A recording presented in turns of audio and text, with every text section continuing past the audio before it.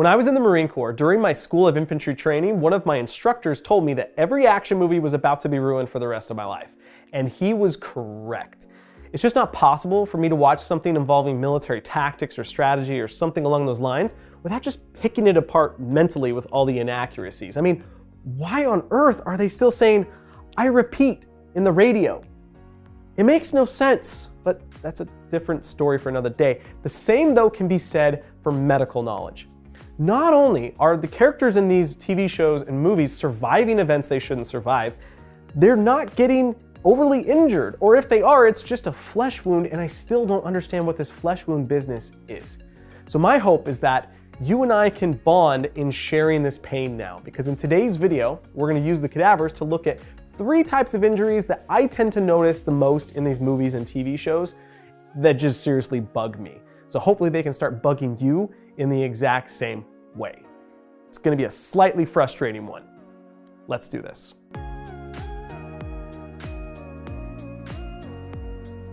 First up, we have primary blast injuries. Now, we've all seen it, right? That epic scene where our hero is walking away, that massive explosion behind them. They're not looking because they're too cool for that. Or maybe they're running, they jump, and they narrowly escape this wall of flame coming at them.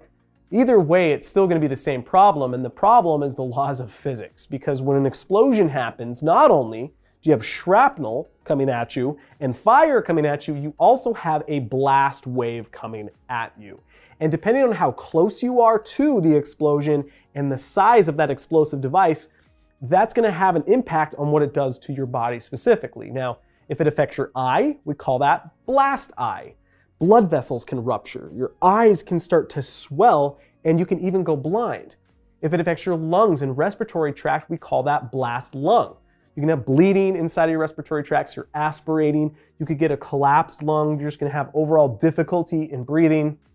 But there's 2 that I mainly wanna focus on. And the first one is what we call blast brain. Now you're looking at a left hemisphere of a human cerebrum. So there's gonna be different lobes like the frontal lobe, the parietal lobe, the occipital lobe in the back. But what I want you to understand is just how delicate the brain tissue is, right? Neurological tissue is extraordinarily delicate, and I'm sure this is something you intuitively understand.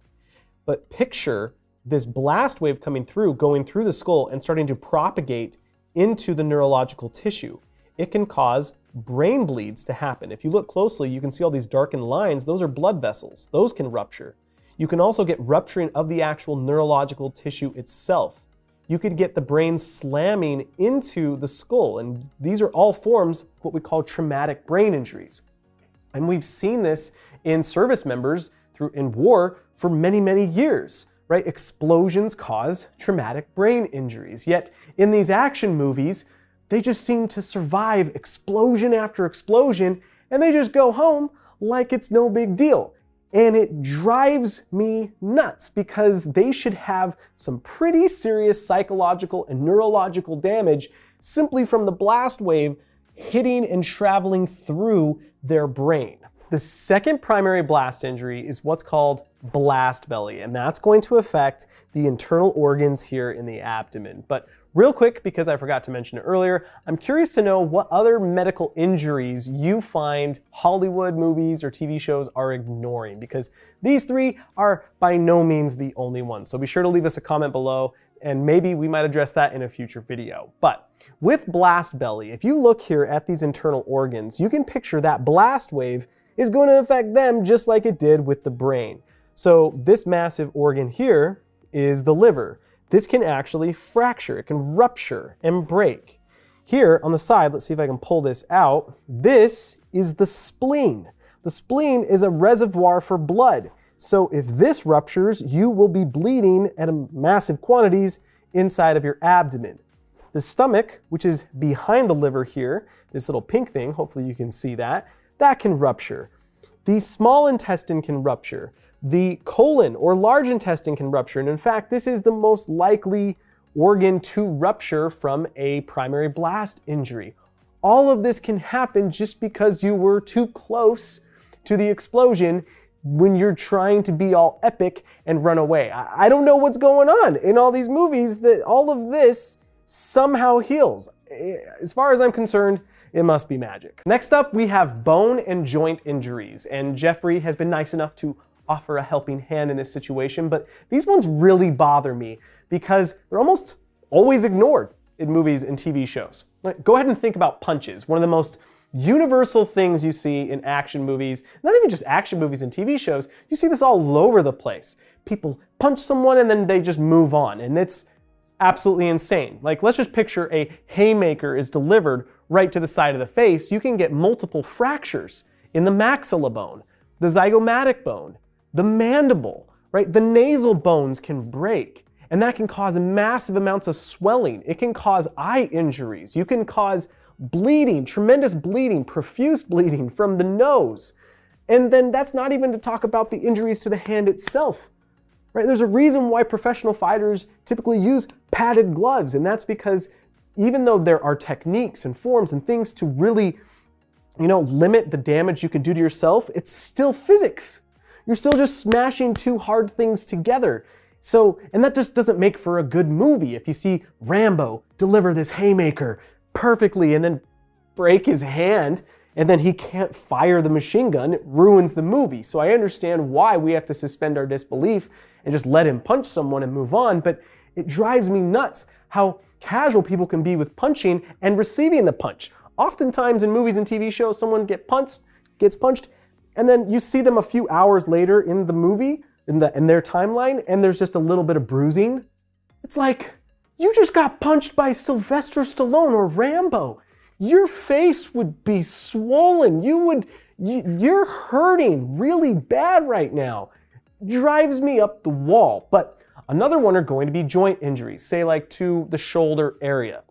Now, this is what we call the pectoral girdle, and that's just going to be the clavicle, or your collarbone, as most people would call it. Then we also have this longer bone here called the humerus, and then behind it, what most people would call the shoulder blade, but this is really the scapula bone.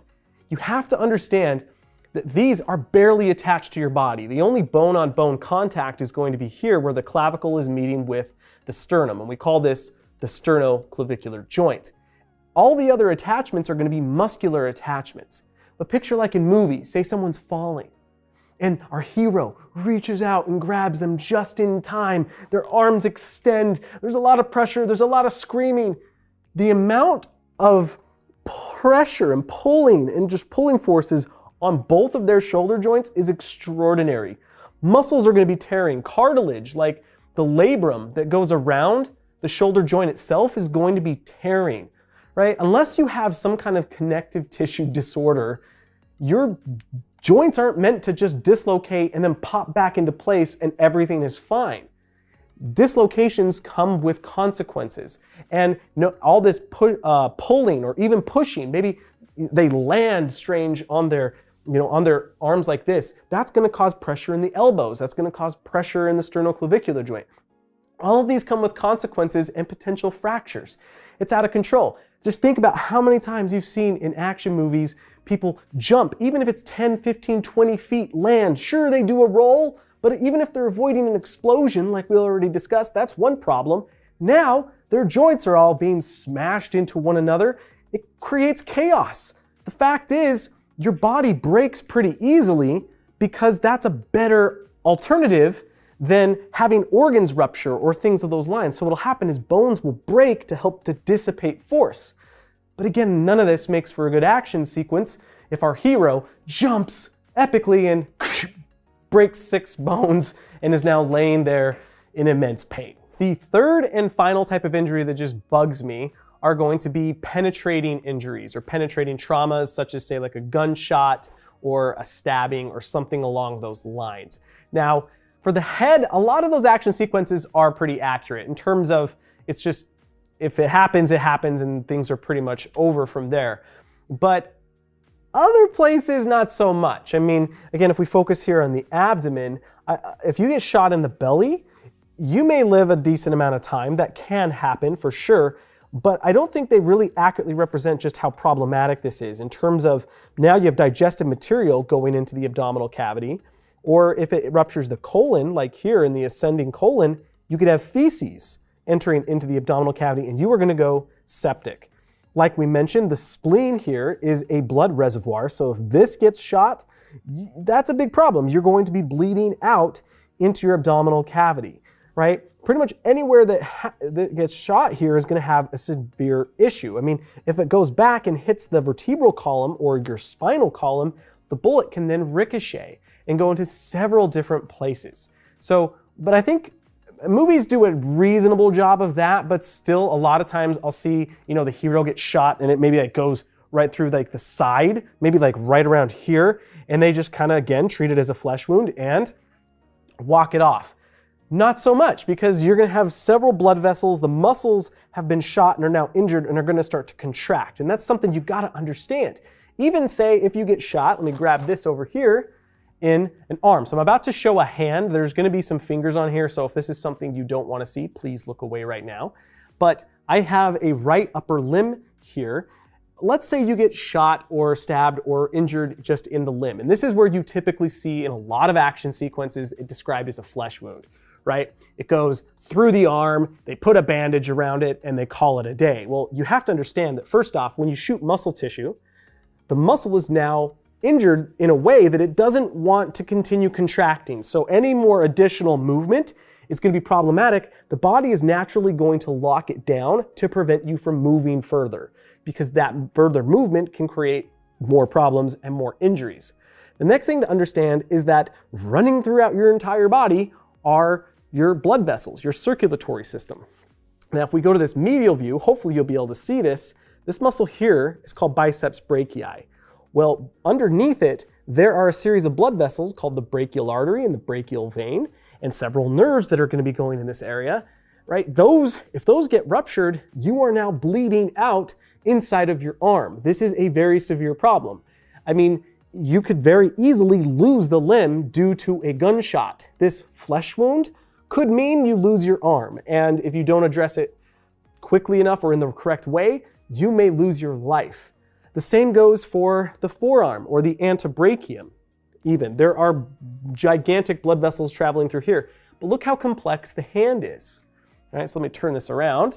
You can see the back of the hand.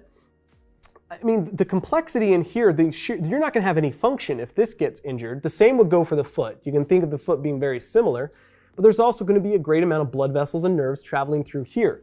All of these are extremely severe injuries. But again, they're treated as though they're just flesh wounds, and it bothers me. Look, I'm not suggesting that every movie needs to become hyper-realistic to the point where they just become no fun. But I also think that maybe, sort of, if you're putting in millions of dollars into the production value of this, a few extra minutes of Googling might help with the enjoyment factor. Thanks for watching, everybody. I hope you enjoyed the video. As always, be sure to like, comment, subscribe if you feel inclined to do so. But I will see you, as will Jeffrey, in the next video.